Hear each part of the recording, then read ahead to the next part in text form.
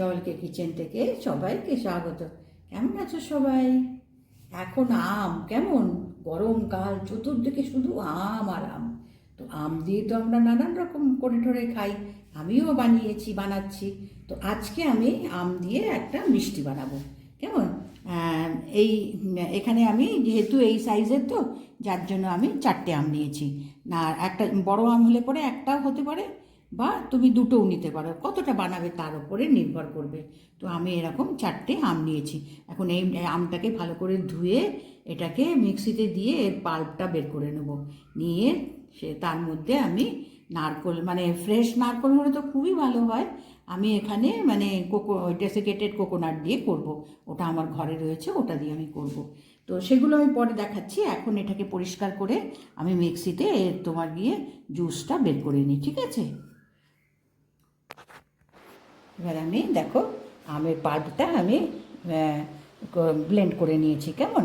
আচ্ছা, এর মধ্যে দেবো এই দেখো মিল্ক পাউডার, যে কোনো মানে মিল্ক পাউডার হলেই চলবে।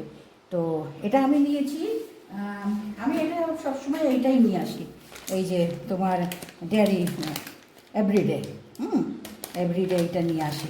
এটা বেশি ভালো লাগে আমার, ডেয়ারি হোয়াইটের এইটা নিয়ে আসি আমি। তো এইটার আমি হাফ বাটি আমি তোমার মিল্ক পাউডার নিয়েছি, আর 1/4 মানে এই তোমার গিয়ে এই চামচে তোমার 3 চামচ মতন চিনি হয়েছে, ঠিক আছে? কেননা আমটা খুব মিষ্টি। তো এটা নিয়েছি। তো আর এরপরে আমি নারকেল বুড়াদাটা মেশাবো। তো আগে আমি কড়াই বসাই। কেমন?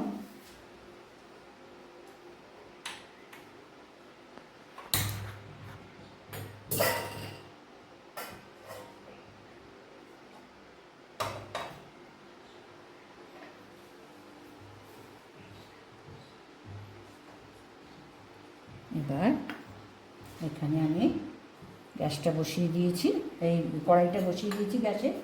এবার এখানে আমি 1 চামচ ঘি দেবো, বেশি না, এই চামচে 1 চামচ আমি ঘি দেবো।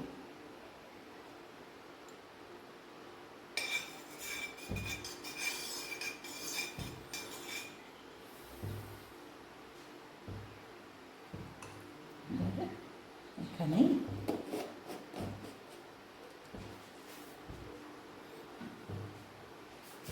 এই আমের পাল্পটা আগে দেবো। কেমন?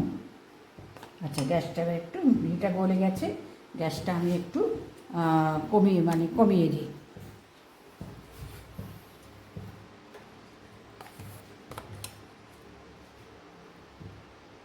এটা আমি পাল্পটা দিয়ে দিলাম। কেমন?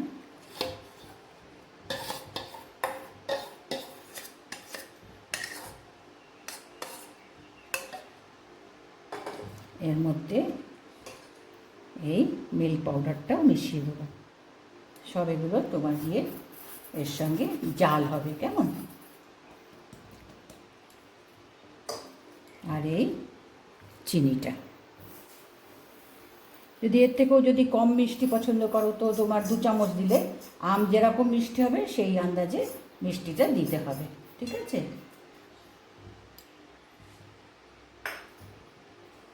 এবার গ্যাসটাকে বাড়িয়ে দিয়ে এই দুধ, এই চিনি, এই সব এই পাল্পের মধ্যে মিশিয়ে নিতে হবে। ভালো করে এটা মিশে গেলে পরে ভালো করে জাল দিয়ে তখন এর মধ্যে আমি তোমার 1 বাটি নারকেল বুড়াদা দেবো। যদি তোমার গিয়ে ফ্রেশ কোকোনাট পাওয়া যায়, সেই কোকোনাটকে একটুখানি কুড়িয়ে নিয়ে সেটা দিতে পারলে তো আরও অনেক ভালো হয়, টেস্ট ভালো হয়, সবই ভালো হয়। তো আজকে আমার কাছে ডেসিকেটেড কোকোনাট আছে, আমি সেই কোকোনাটটাই আমি দেবো। এটাকে দেখো 2-3 মিনিট একটু জাল দিয়ে নিয়েছি। কেমন? একটু তোমার পাল্পটাকে আমি একটু চিনিটা, দুধটা যাতে ভালো করে মিশে গেছে সেরকম করে নিয়েছি। এবার এর মধ্যে তোমার দিয়ে এই যে দেখো নারকেল, মানে ড্রাই নারকেলটা, বুঝতে পেরেছো? দেখো ড্রাই নারকেল দোকানে আজকাল পাওয়া যায়, সেটা আমি নিয়ে এসেছি।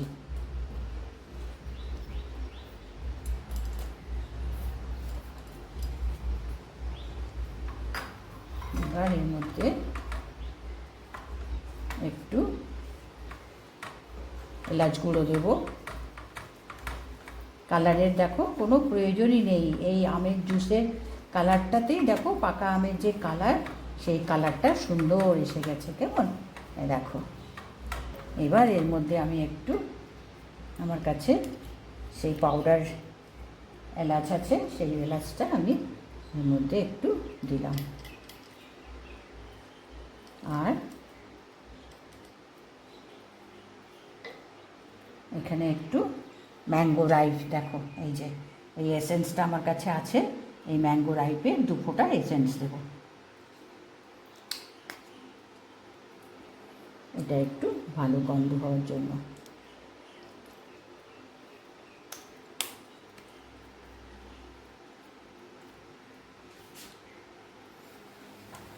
এই এসেন্স আমি ম্যাঙ্গো রাইপ, হ্যাঁ,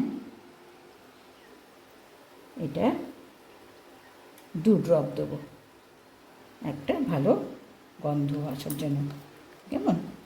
এমনি তো পাকা আমেরটা কোনো অসুবিধা নেই, পাকা আমের একটা ভালো গন্ধ তো আছেই। তো আমার কাছে এই ম্যাঙ্গো এসেন্সটা ছিল, ম্যাঙ্গো রাইপ এসেন্স, হ্যাঁ, এটা কিন্তু তোমার গিয়ে ম্যাঙ্গো রাইপ আছে, তারপরে ম্যাঙ্গো তোমার গিয়ে র আছে, তো এটা ম্যাঙ্গো রাইপের, দেখো ম্যাঙ্গো রাইপের এসেন্সটা।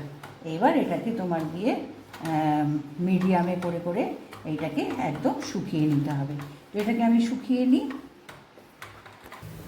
এবার এখানে আমটাকে পুরো দেখো শুকিয়ে নিয়েছি, কেমন? কড়াই ছেড়ে দিচ্ছে, একদম কড়াই ছেড়ে দিচ্ছে। এবার আমি গ্যাসটাকে অফ করে এটা ডিশে নামিয়ে নেব। এবার ডিশে নামিয়ে নেব।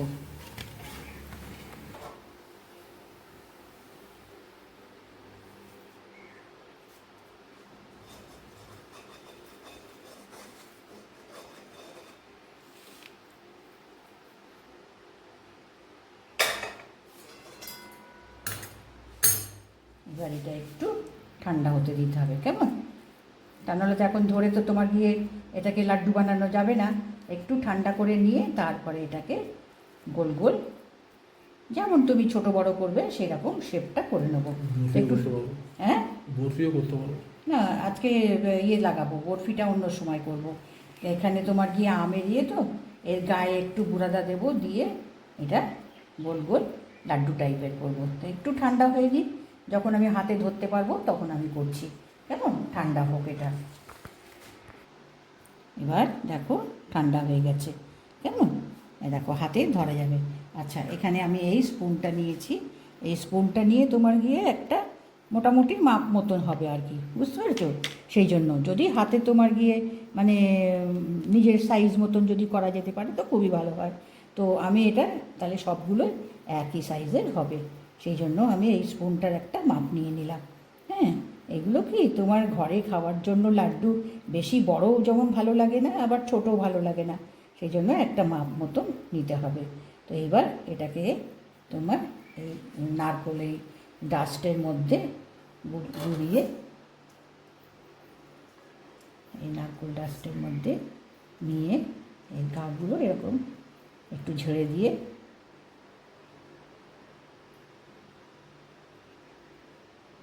এইভাবে দেখো সমস্ত লাড্ডুগুলো এবার আমি বানিয়ে নেব।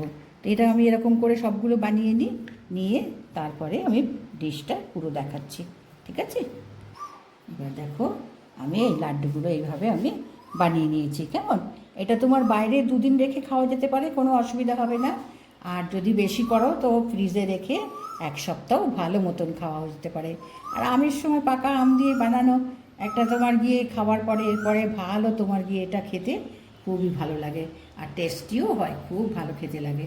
তো আমি বানালাম, দেখালাম, দেখো, সাবস্ক্রাইব করো, লাইক করো, কমেন্টস করো, কেমন? এখন তো আমরা সবাই আম আর আমই চতুর্দিকে দেখছি, ঠিক আছে?